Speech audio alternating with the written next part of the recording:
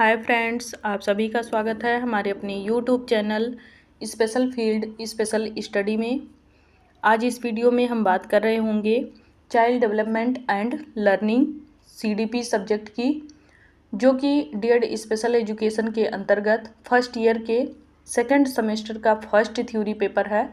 और ये common paper है, यानी कि हियरिंग इम्पेयरमेंट, विजुअल इम्पेयरमेंट और इंटेलेक्चुअल डेवलपमेंटल ऑफ डिसेबिलिटीज़ तीनों ट्रेड के बच्चे इसका अध्ययन करते हैं।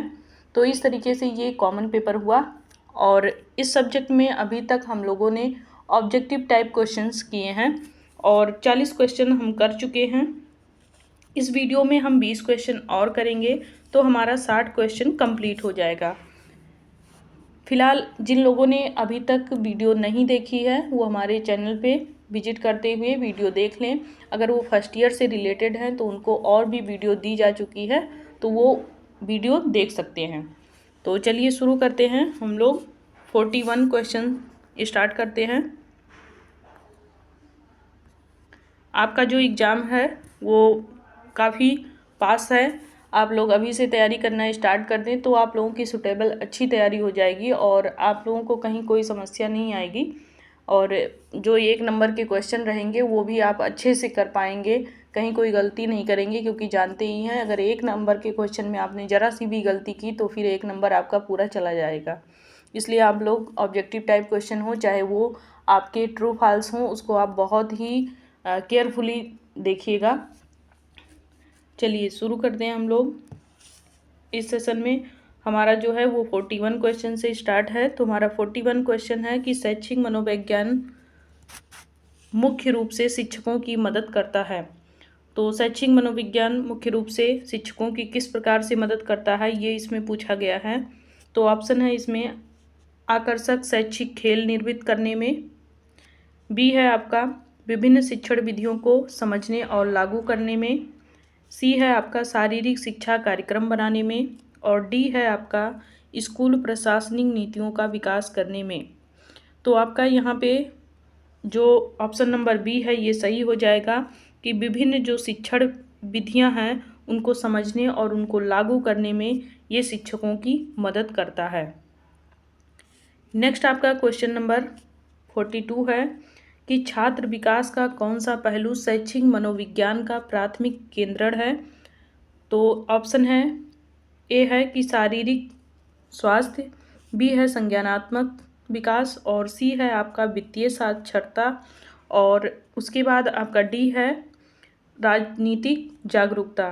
तो इसमें शैक्षिक मनोविज्ञान का जो प्राथमिक केंद्रण है कि वो छात्रों के विकास को समझ पाए, या भावनात्मक जो संबंध या यहाँ पे होता है, लगाव होता है, वो आप जानते ही हैं संज्ञानात्मक विकास में होता है कि छात्रों का विकास समझने में एक शिक्षक को मदद करता है जब वो उसकी भावनाओं से कनेक्ट होता है।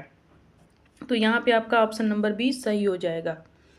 नेक्स्ट है आपका क्वेश्चन नंबर 43 कि थार्नडाइक के प्रभाव का नियम क्या बताता है, या बताता है वो कि फर्स्ट ऑप्शन है सकारात्मक परिणामों के बाद व्यवहार दोहराया जाने की संभावना है, सेकंड है सीखना अंतर्दृष्टि और अचानक एहसास के माध्यम से होता है, व्यवहार दूसरों को देखने से प्रभावित होता है, और संज्ञानात्मक विकास चरणों में होता है।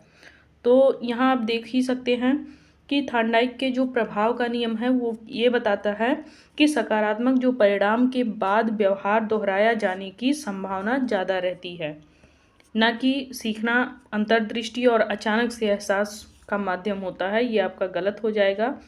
व्यवहार दूसरों को देखने से भी प्रभावित होता है, ये गलत है। संज्ञानात्मक विकास चरणों में होता है, तो ये भी गलत है, संज्ञानात्मक विकास चरणों में नहीं होता है। तो आपका फर्स्ट ऑप्शन सही हो जाएगा कि सकारात्मक परिणामों के बाद व्यवहार दोहराया जाने की संभावना रहती है। जब आप जानते ही हैं किसी चीज़ का पॉजिटिव रिजल्ट मिलता है तो उस चीज़ को हम बार बार करते हैं। नेक्स्ट है क्वेश्चन नंबर 44 कि जैसा कि पावलोव ने प्रदर्शित किया है कि शास्त्रीय कंडीशनिंग में शामिल है। तो शास्त्रीय कंडीशनिंग में क्या शामिल है? शास्त्रीय अनुबंधन का सिद्धांत, यही पावलोव ने अपना सिद्धांत दिया था। तो इसमें फर्स्ट ऑप्शन है कि सुदृढ़ीकरण और दंड के माध्यम से सीखना, दूसरा है कि दूसरों के व्यवहार को देखकर सीखना, और तीसरा है एक तटस्थ उत्तेजना को एक बिना शर्त उत्तेजना के साथ में जोड़ना, और डी है आपका परीक्षण और त्रुटि के माध्यम से सीखना। तो यहाँ पे पावलोव का जो सिद्धांत है वो ये कहता है कि एक तटस्थ उत्तेजना को एक बिना शर्त उत्तेजना के साथ में उसको जोड़ना। ये आपका ऑप्शन नंबर सी सही हो जाएगा। नेक्स्ट है क्वेश्चन नंबर 45 कि स्किनर के अनुसार ऑपरेटिव कंडीशनिंग में शामिल है। तो इसमें फर्स्ट ऑप्शन है उत्तेजनाओं के लिए अनैच्छिक प्रतिक्रिया, बी है दूसरों की नकल करके सीखना, सी है स्वैच्छिक व्यवहार और उसके परिणाम, और डी है संज्ञानात्मक पुनर्गठन। तो यहाँ पे स्किनर के अनुसार ऑपरेटिव कंडीशनिंग में ये कहा गया है कि स्वैच्छिक व्यवहार को उसके परिणाम के साथ में जोड़ा जाए। ये आपका ऑप्शन नंबर सी सही हो जाएगा।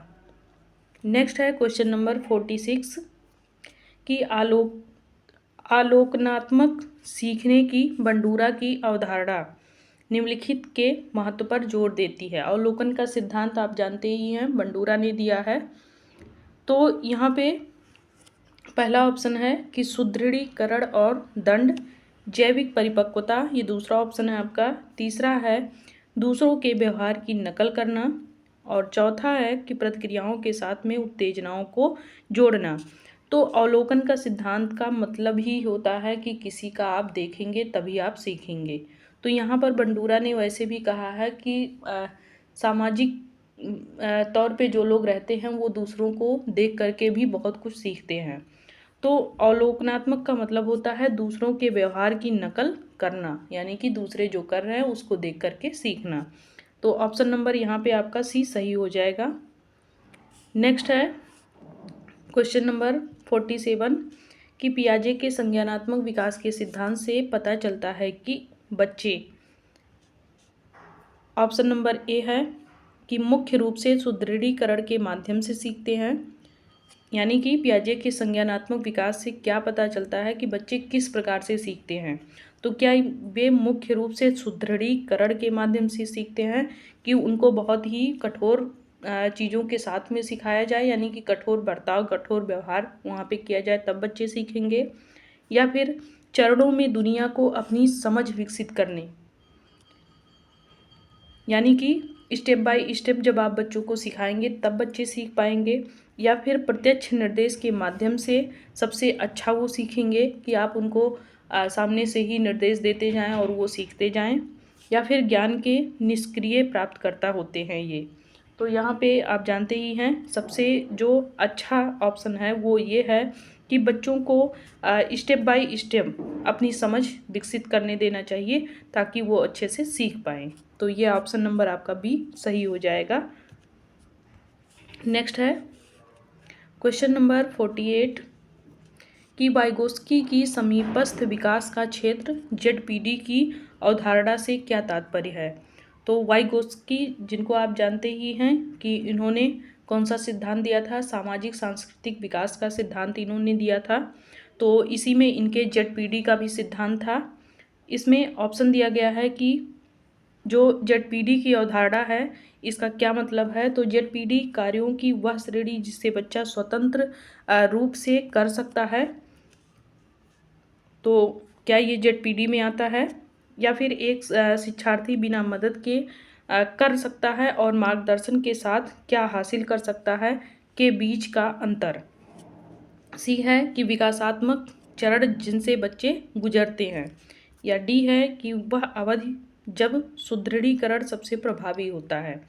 तो यहाँ पे ऑप्शन नंबर आपका बी सही हो जाएगा, क्योंकि एक शिक्षार्थी बिना मदद के क्या कर सकता है और मार्गदर्शन के साथ में फिर वो क्या हासिल कर सकता है। जेडपीडी का मतलब ये होता है कि उसका जो क्षेत्र है उसके समीप का, वहाँ पे वो कितना सक्षम है, फिर कहीं नहीं सक्षम हो पा रहा है तो उसको दिशा निर्देश देते हुए, यानी कि एक पाढ़ का काम करते हुए उसको फिर वो काम करने में मदद मिले, वो मदद दे करके उस काम को भी वो कर सके, ऐसा उसको वहाँ पे सुदृढ़ बनाना चाहिए और स्वतंत्र रूप से उसको छोड़ना भी चाहिए। नेक्स्ट है क्वेश्चन नंबर 49 कि निम्नलिखित में से कौन सी एक सामान्य सीखने की शैली है। तो यहाँ पे पहला ऑप्शन है दृश्य, दूसरा है मौखिक, तीसरा है गतिज और आपका चौथा है उपरोक्त सभी। तो यहाँ पे आप जानते हैं सामान्य सीखने की शैली में आपके सभी आते हैं, क्योंकि आप देख करके भी सीखते हैं, सुन करके भी सीखते हैं, बोल करके भी सीखते हैं और गतिज के माध्यम से भी सारी चीज़ें सीखते हैं। तो उपरोक्त सभी ऑप्शन यहाँ पे सही हो जाएगा। सीखने की जो शैली होती है देख करके, सुन करके, हर तरीके से हमारी सारी ज्ञानेंद्रियाँ उसमें शामिल होती हैं। नेक्स्ट क्वेश्चन नंबर 50 है कि एक शिक्षार्थी जो हाथों से काम करने वाली गतिविधियों और शारीरिक गति के साथ काम करना पसंद करता है उसे माना जाता है। यानी कि हाथों से वो काम जो करता है, जो गतिविधि करता है, एक्टिविटी करता है और फिर शरीर के साथ में काम करना वो पसंद करता है, तो उसको क्या कहते हैं। तो पहला ऑप्शन है दृश्य शिक्षार्थी, दूसरा है श्रवण शिक्षार्थी, तीसरा है गति शिक्षार्थी और चौथा है मौखिक। तो यहाँ आप जानते हैं केवल देख करने में शरीर का कोई और भाग नहीं काम करेगा, केवल आंखें यहाँ पे करेंगी। सुनने में केवल कान होगा, लेकिन गतिज में आप जानते हैं कि हाथों का भी काम होगा और पूरे शरीर का भी वहाँ पे गति बना रहेगा। तो यहाँ ऑप्शन नंबर आपका सी सही हो जाएगा। नेक्स्ट है क्वेश्चन नंबर 51। ये सभी क्वेश्चन आप लोगों को डीएड स्पेशल एजुकेशन में तो काम आएंगे ही, इसके साथ साथ आपको अन्य प्रतियोगी परीक्षाओं में भी काफ़ी हेल्पफुल ये रहेगा। खासकर आप जिन लोगों ने अभी तक सीटेट क्लियर नहीं किया है उनके लिए भी ये काफ़ी हेल्पफुल रहेगा। बाकी प्रतियोगी परीक्षाओं में आप लोग जानते ही हैं कि सीडीपी का जो पेपर है या सब्जेक्ट जो रहता है ये बहुत ही महत्वपूर्ण होता है और इसमें आप जितना पढ़ेंगे उतना ही कम होता है और काफ़ी सिद्धांत भी हैं, बहुत सारी थ्योरी वगैरह दी गई हैं, सबके अनुसार काफ़ी मत है।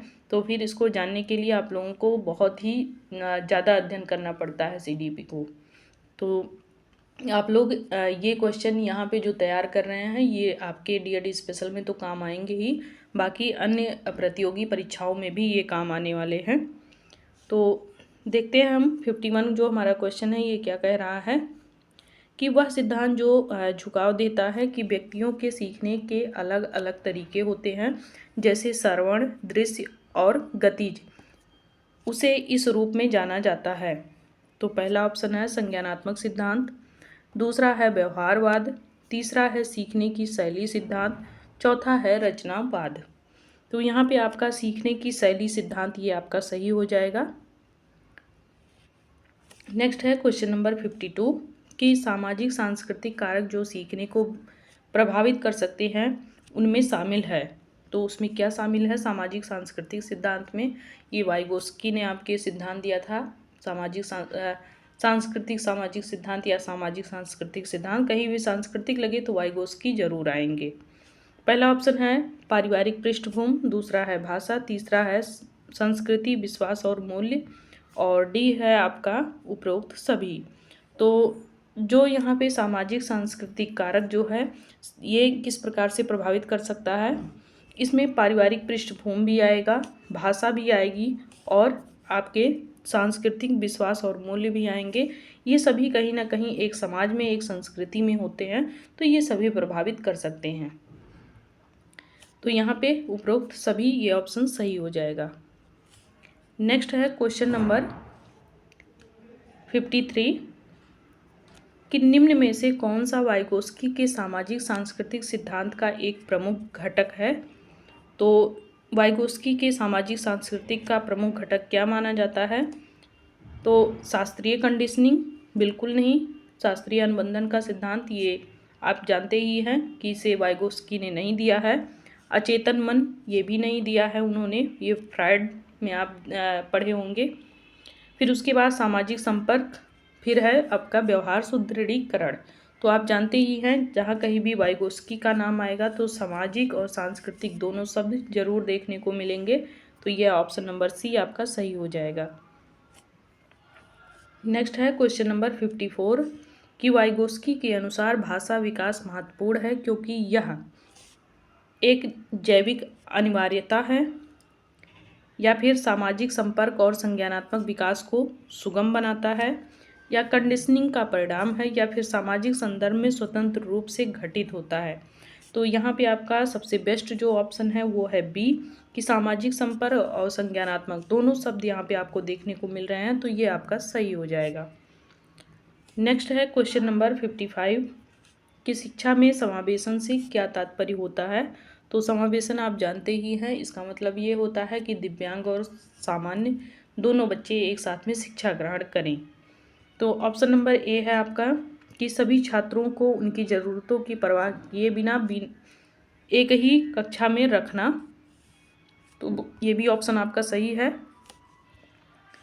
दूसरा है विशेष ज़रूरतों वाले बच्चों के लिए अलग अलग कक्षाएं प्रदान करना, ये बिल्कुल गलत है। यह सुनिश्चित करना कि विशेष ज़रूरतों वाले छात्रों सहित सभी छात्रों के सामान्य शिक्षा कक्षाओं और संसाधनों तक पहुंच हो। तो ये ऑप्शन आपका ए वाले से बेस्ट है। फिर है केवल, केवल शब्द देखते ही आप इसको काट दिया करिए। अगर पॉजिटिव वे में पूछ रहा है तो आपका ये ऑप्शन आपका सही हो जाएगा, सी नंबर।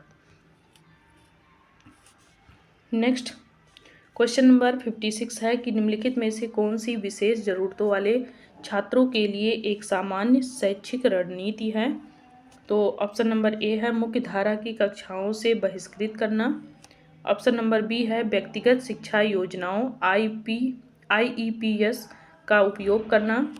सी है उनकी विशिष्ट शिक्षण आवश्यकताओं की अनदेखी करना। और डी है केवल मानकीकृत परीक्षण। तो यहाँ पे आपका ऑप्शन नंबर बी सही हो जाएगा कि व्यक्तिगत शिक्षा योजनाओं IEPS का उपयोग करना, ये आपका ऑप्शन सही है। नेक्स्ट है क्वेश्चन नंबर 57 कि विशेष आवश्यकता वाले बच्चों को पढ़ाने में एक महत्वपूर्ण कारक है। तो इनको कैसे पढ़ाया जा सकता है, आपका मुख्य यहाँ पे कारक क्या हो सकता है। तो पहला है एक कठोर अपरिवर्तनीय पाठ्यक्रम बनाए रखना। तो ये तो गलत ही है, आप जान ही रहे हैं, निगेटिव है। बी है सभी छात्रों के लिए समान शिक्षा विधियों को लागू करना। तो आप विशेष आवश्यकता वाले बच्चों में ये कार्य नहीं कर सकते हैं। नेक्स्ट है आपका व्यक्तिगत आवश्यकताओं को पूरा करने के लिए शिक्षण विधियों को अपनाया जाए। तो ये आपका ऑप्शन सही रहेगा। किसी भी प्रकार का मूल्यांकन से बचना ये गलत है। नेक्स्ट है क्वेश्चन नंबर 58 कि विशेष आवश्यकता वाले छात्रों के लिए सहायक तकनीक में शामिल हो सकते हैं। तो पहला है आपका मानक पाठ्यपुस्तकें। दूसरा है कंप्यूटर सॉफ्टवेयर जो सीखने का समर्थन करता है। तीसरा है पारंपरिक चाकबोर्ड। और डी है नियमित कक्षा में बैठने की व्यवस्था। तो यहाँ पर विशेष आवश्यकता वाले जो छात्र होते हैं उनके लिए जो टेक्निक यूज की जाती है वो है कंप्यूटर सॉफ्टवेयर जो सीखने का उनको समर्थन करता है। अगला है 59 कि विशेष आवश्यकता वाले छात्रों के लिए प्रभावी निर्देश के साथ में कौन सा सिद्धांत सबसे अधिक निकटता से जुड़ा हुआ है। तो पहला है एक आकार सभी के लिए उपयुक्त शिक्षण। दूसरा है सीखने के लिए सार्वभौमिक डिजाइन UDL। तीसरा है दंडात्मक अनुशासन विधियाँ। और डी है श्रवण निर्देश पर एकमात्र निर्भरता। तो यहाँ पे ऑप्शन नंबर बी आपका सही हो जाएगा, सीखने के लिए सार्वभौमिक डिजाइन UDL। विशेष आवश्यकता वाले जो छात्र होते हैं ये काफ़ी प्रभावी निर्देश के साथ में उनको सीखने में भी मदद करता है और सबसे अधिक इन बच्चों से कनेक्ट रहता है। नेक्स्ट और लास्ट इस वीडियो का जो क्वेश्चन है वो है 60 कि कक्षा में ध्यान को प्रभावित करने वाले कारक कौन से हैं।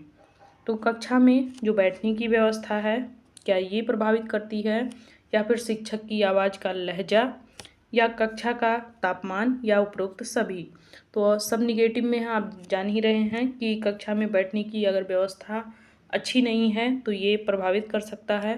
शिक्षक की आवाज़ बहुत का लहजा अगर सही नहीं है तो भी परेशानी होगी, ये भी प्रभावित करेगा।